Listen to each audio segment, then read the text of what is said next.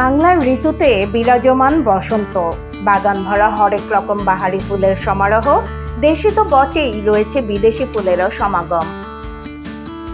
সাভারের গেন্ডা এলাকার গোলাপগ্রাম এলাকায় সরেজমিনে দেখা গেল ফাগুনের প্রাণখোলা হাসি যেন বাগান জুড়ে। গোলাপের কুড়িতে লাগছে খুশির দোল। কিন্তু অবাক করা বিষয় হচ্ছে, তারপরেও হাসি নেই ফুল চাষির মুখে।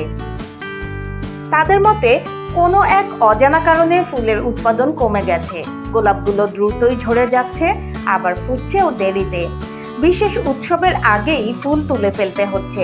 পহেলা ফাল্গুনের পর পহেলা বৈশাখ উৎসবকে কেন্দ্র করে ফুল ব্যবসা হয় ভালো, কিন্তু বৈশাখের আগেই ফুল তুলে ফেলতে হচ্ছে অনেককে, কারণ ফুল নির্ধারিত সময়ের আগেই ঝরে যাচ্ছে।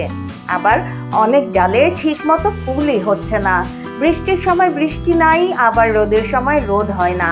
মাটি ঠিক মতো উর্বর হচ্ছে না, তাই ফুলের উৎপাদন হচ্ছে কম। এ বিষয়ে বাংলাদেশ ফ্লাওয়ার সোসাইটির সভাপতি শ্রী বাবুল প্রসাদ জানান, জলবায়ু পরিবর্তনের কারণে কমেছে ফুলের উৎপাদন।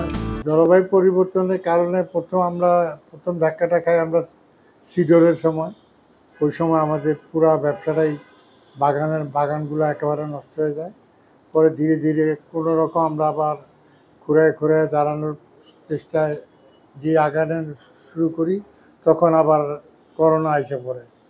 করোনার সময় তো পুরো বাগানগুলো এমনি নষ্ট হয়ে যায় ফুল না তোলার কারণে। ফুল তুলবে কেন, তুলবে কে, তুলেই বা কী করবে, কারণ করোনা তো সব জায়গায় লকডাউন। যার জন্য আবার ফুল সেক্টরটা একটা ক্ষতির সম্মুখীন হয়। আমাদের দেশের ফুল বিশ্বের অন্যান্য দেশে রপ্তানি করে অনেক অর্থ উপার্জিত হয়, তাই জলবায়ু ও আবহাওয়ার অনুকূল পরিবেশ নিশ্চিত করাটা জরুরি বলে মনে করছেন ফুল সংশ্লিষ্টরা। ফারহানা নীলা, সারা বাংলা .net, সাভার।